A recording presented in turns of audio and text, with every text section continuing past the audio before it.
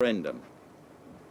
The issue could not be resolved by the politicians, so it was put to the people to resolve. And the people resolved it by a decisive vote of 17.4 million for Leave to 16.1 million for Remain. Leave won that result despite the best efforts of the Remain establishment, of our politicians and media, and despite the interference of the international establishment. Leave won despite the lies of Project Fear.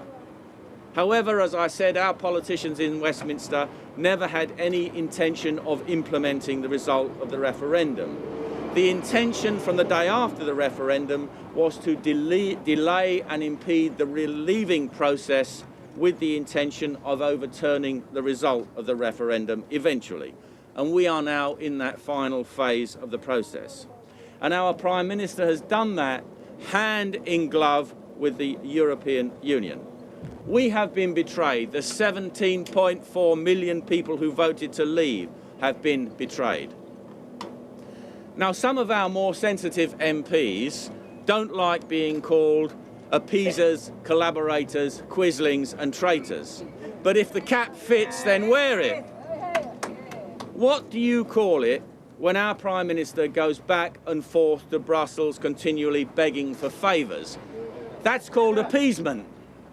What do you call it when the leader of the opposition and other senior politicians go to Brussels in order to treat with a foreign power during these negotiations? That's called collaboration.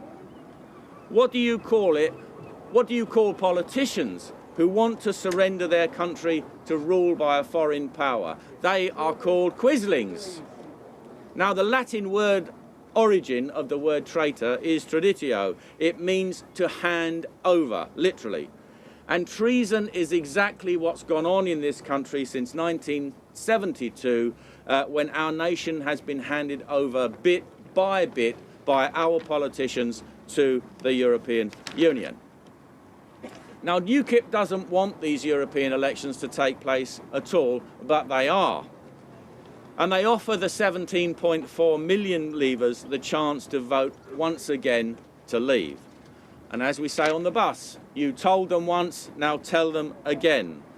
UKIP is the only political party that has a clear policy on how to leave the European Union. This is UKIP's policy in this election. This is what the voters need to tell the government. No second referendum. Leave by means of unilateral and unconditional withdrawal. Offer the EU continued tariff-free trade or WTO terms, their choice. And of course, offer reciprocal rights to citizens. Then we can set about repealing and amending the thousands upon thousands of pieces of EU legislation in place, but in accordance with our priorities and our timescales. Our government has to stop asking the European Union how it can leave and start telling them how it's going to happen. But Brexit isn't just a word. Brexit means exit. If we're going to leave the European Union, then we need a plan on how to make it happen. And UKIP has that plan. And we don't mind if the government steals our plan, because it's going to be very good for the country. But that brings me on to something that I cannot avoid mentioning in this campaign as it starts, and that is the Brexit Party. We are in competition for the same votes. So let me compare, for the benefit of the voters, the differences between UKIP and the Brexit Party.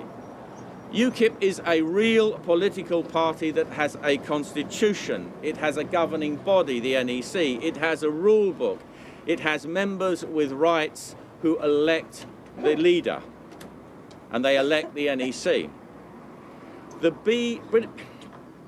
Brexit Party has no members or structure. It is an autocracy. It is a wholly owned subsidiary of one man's ego. UKIP has policies and a manifesto. The Brexit Party doesn't. UKIP has a plan how to leave the European Union. the Brexit Party only has empty rhetoric. UKIP is a party of ordinary people from all social classes and backgrounds.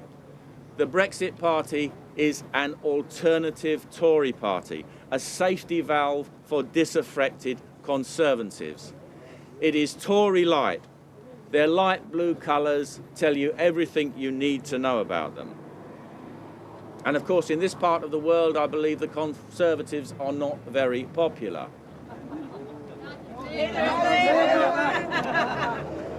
Well, I've never been as We've been listening to Gerard Batten, the leader of UKIP, launching the party's EU elections campaign. We will bring you all of the party's election campaign launches as they happen.